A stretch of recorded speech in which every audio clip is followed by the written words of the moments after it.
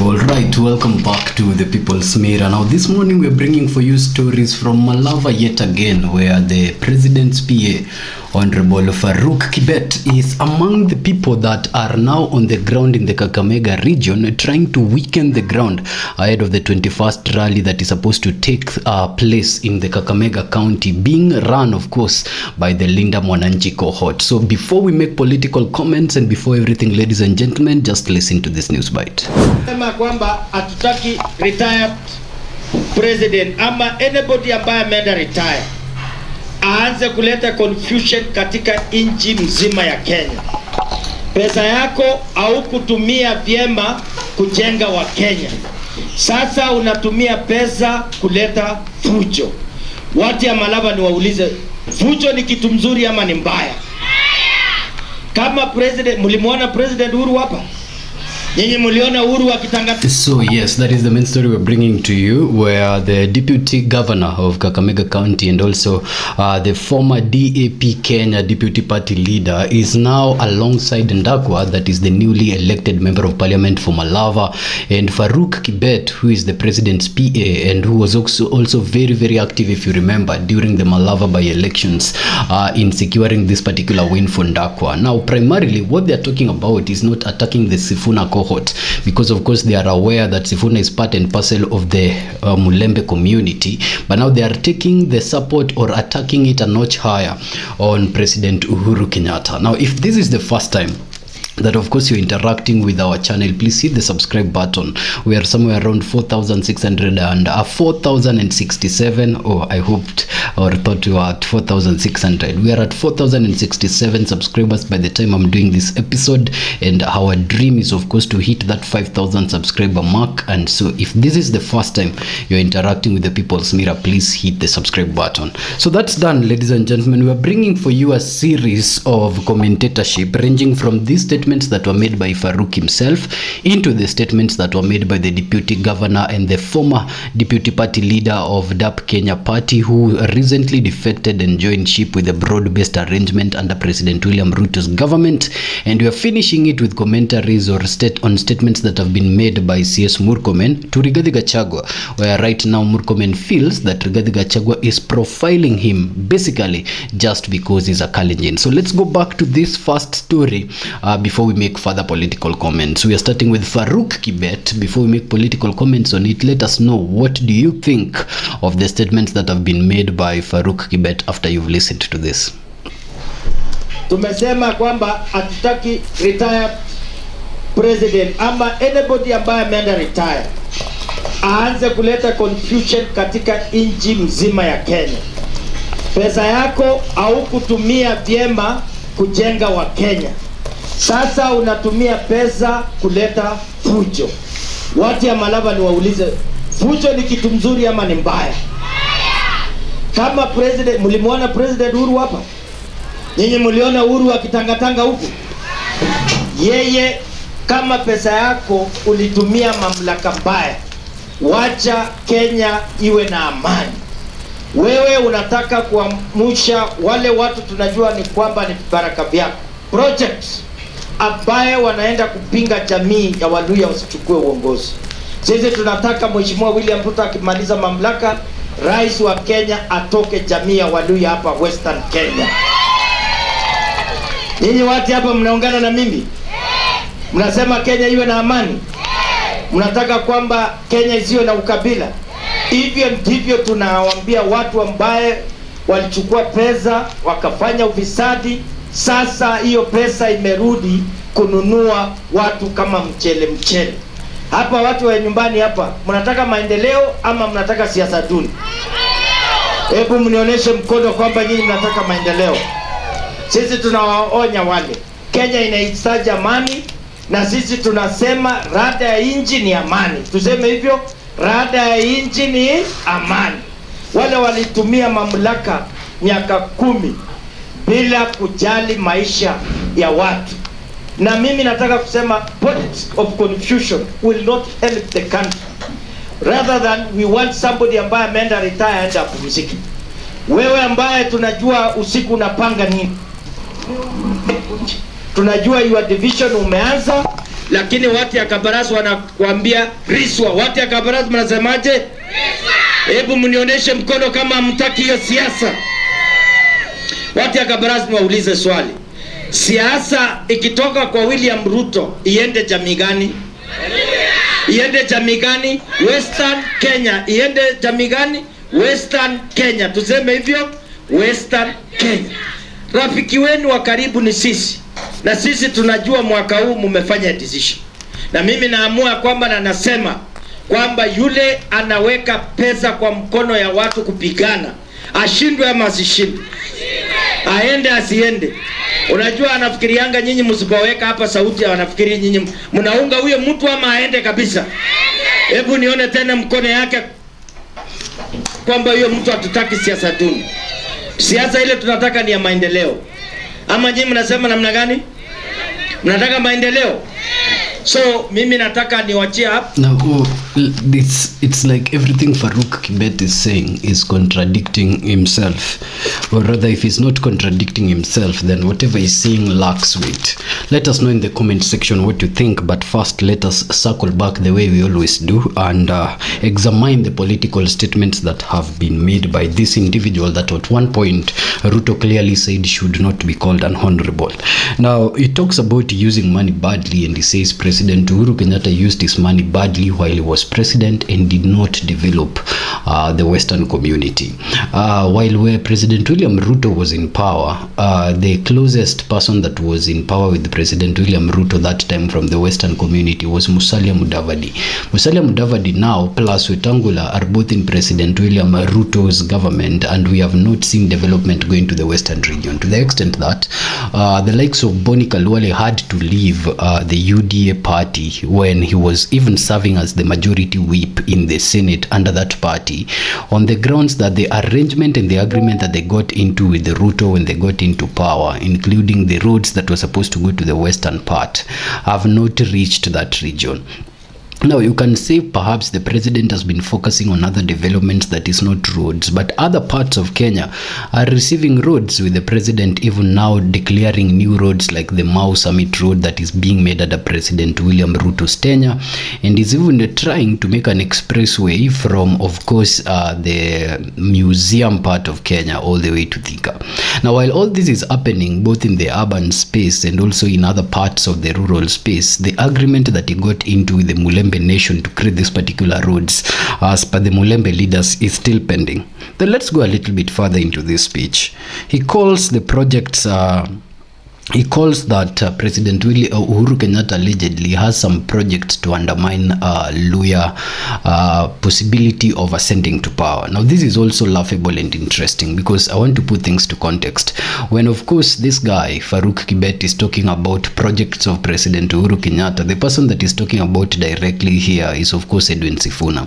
And the reason why he's bringing this conversation at this time is because the cohort of Edwin Sifuna na kina Babu are set to hold their rally sometime in Kakamega on the 21st. Now it has been interpreted as a move to antagonize the ground ahead of that rally so that they cannot pull the crowds they have been pulling in Busia and of course in Kitengela when they go to Kakamega, and those optics can work in favor of the ruling party, the UDA party. But isn't it laughable, for example, for talking sake, let's say Sifuna was President Uhuru Kenyatta's project. Isn't it laughable to say that President Uhuru Kenyatta is using his resources to ensure that lawyers do not get a hold of power, yet Sifuna himself is a lawyer?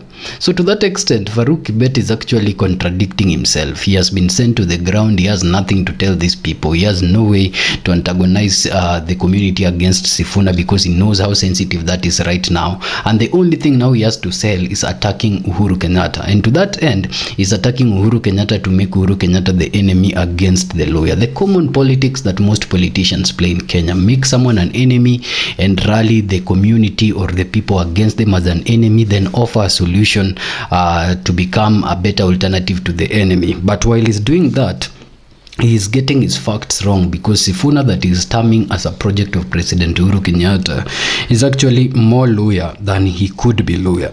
Then he's talking of promising presidency to lawyer land, post 2027. Now this is a very interesting angle, not only to the Luhya community but also to Kindiki. Of course, you know very well that it has been talked of even in the open space that at one point an exchange occurred between Farouk Kibet with the deputy president under President William Ruto, and the exchange allegedly was so bad to the extent that it is alleged that Honorable Farouk Kibet slapped the deputy president. Now when he's talking about the position of the deputy president this way, because the hope of Kindiki is to support Ruto until 2027, post 2027 until 2032, and then become the ticket under the UDA party ticket in 2032 to seek presidency in this particular nation. But you see, from Farouk's position, it is already determined that once Ruto is out of this particular cohort, it is the Luhya man that needs to be in there. Now this is conversation that you can also take a look at, ladies and gentlemen, and think, could Farouk also be talking about a decision that has been made concerning the position of number 2 in the Ruto's government in 2027? Because among the names that we're talking about as people who might be interested to become Ruto's running mate in 2027, of course, include both Musalia Mudavadi and Wetangula from the second most populous community in Kenya, that is the Luhya community. And so these conversations coming from a PA of the president saying that after the presidency of William Ruto, presidency should go to Luhya land, or after presidency of William Ruto, the second group of community that should have presidency are from the western area. Then what does this conversation do concerning the position of the deputy president right now, who is also a hopeful under the same UDA party in 2032? It's very clear. Farouk anachora hizi lines anambia the mountain very clearly that we are only accommodating you right now, that is at the UDA party. They're only accommodating the mountain to secure the 2027 seat, because also the mountain has made it very, very harsh, saying that they are not going to support the broad-based arrangement if Kindiki is not in that ticket. But intentionally and primarily, it seems that the ground is being made softer for a Luhya man. So post 2027 and 2032, most likely we are going to see the support of Wetangula and Mudavadi, or maybe ahead of 2027, as a decision is being made on who should become the presidential running mate of President William Ruto. We might see Mudavadi or Wetangula coming up in the position that is currently being held by Kindiki. So that statement that once leadership is off Ruto's hand, it's coming to Mulembe Nation, should not only be seen as a promise that is intended to lure the voter into the 2027 ballot box, but could also be seen as an external communication of who Ruto most likely will pick as the running mate come 2027. Now, if we go deep into this particular statements of the PA when he's talking about they are the closest ally to the Luhya, it reminds me of the sheep and wolf relationship. Luhyas right now have their own candidates seeking for presidency in 2027.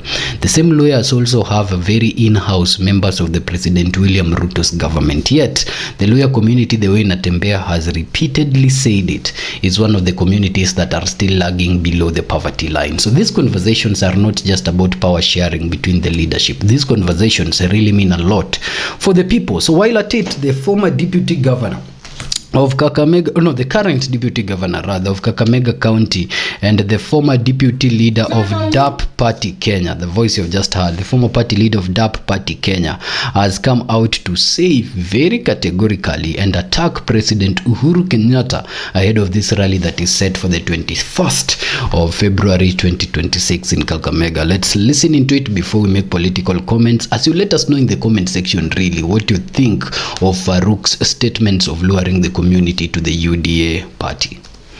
Anapanga na masarogeti wake, kusumbua mheshimiwa William Ruto aje agenda yake ya development aingilie siasa ya upuzi. Nini mtakubali Uhuru asumbue Ruto kweli? Mtakubali Uhuru asumbue Ruto? Ati Uhuru ana finance mkutano mwingine Kakamega Jumamosi. Mimi naomba watu wa Malava msiende hiyo mkutano ya Kakamega. Hiyo mkutano ni ya mheshimiwa Uhuru na amepanga kusabotage serikali ya William Samoei Ruto. Wewe Uhuru, kama wewe ni mwanaume enough, kuja Kakamega Saturday, we'll face you mundu kumundu. Hizi hatujali, wewe ni retired president, we are going to deal with you squarely wacha Ruto afanye kazi. Bana jificha mbele ya watoto wadogo, sijui Sifuna, sijui nani. Wewe Uhuru mwenyewe kuja mbele. Kuja kwa hiyo rally. Ujasaidia Waluya chochote, wachana na William Samoei Ruto, asaidia Waluya kuanzia hapa West Kabaras, asonge Malava mzima. Sijui hivyo. Mnataka Ruto afanye kazi? Uhuru tumuone achane na William Ruto. Hebu anasema Uhuru achana na hiyo maneno yako, achana na hiyo maneno yako. Aende achunge wajukuu nyumbani, sio hivyo? Uhuru, you are a failure, ulishindwa kazi. Waacha Mheshimiwa William Samoei Ruto afanye kazi. Sisi Waluya tutasimama na William Samoei Ruto. Na hiyo rally ya Saturday, Uhuru wewe kuja mwenyewe, Ayub Savula nitakuonyesha barabara ya kwenda Katundu once and for all. Tumekubaliana hapo? Well, Ayub Savula is punching a little bit heavier than his weight, and you can understand really the reason why he's doing this. Ayub Savula is one person whose political position is not something that needs to be taken seriously, because he sways to where the highest bidder lies. And from the statements that he's making categorically without being partial at all, Ayub Savula sounds like whatever he's saying is minimal, but the voice at which he's saying it is loud. So the voice is louder than the content of his speech. And if you go to the content of his speech, he's calling President Uhuru Kenyatta really a failure. He's calling President Uhuru Kenyatta to stop interfering with President Ruto's government, which is key because President Uhuru Kenyatta has served his 2 terms, of course. This is President William Ruto's government, and it's really just necessary that the former president leaves room for the current president to work. But if you listen really into what Ayub Savula is saying, it's not the relationship or the fight between Uhuru Kenyatta and William Ruto. It is the Sifuna rally of the 21st.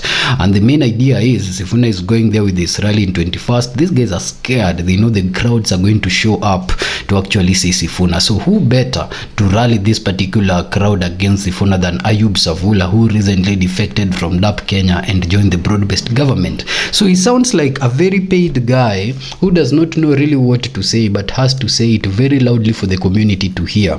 But the big thing is this: is attacking President Uhuru Kenyatta and is warning him, is even daring him to show up by himself in the 21st rally. Most interesting, he's saying individually, as Ayub Savula, he will show President Uhuru Kenyatta the way back to Gatundu, which I know President Uhuru Kenyatta knows fairly well. So these conversations really are coming at a time where the rally is just set in 3 days' time. You are smart, you are a viewer, and you are a person who is woke, the person that is interacting with this channel. Out of all our 4,067 subscribers, we believe that they are among the most woke Kenyans in the democratic space, because they are people that of course looks at this thing beyond the noise and delves deeper into what is really going on in the Kenyan political space, and perhaps that's why they also choose this space to interact in that particular angle. And so we believe our viewers are very woke people, and they can read beyond what Ayub Savula is saying and really see that this is someone that the conversation is not about Uhuru Kenyatta and William Ruto.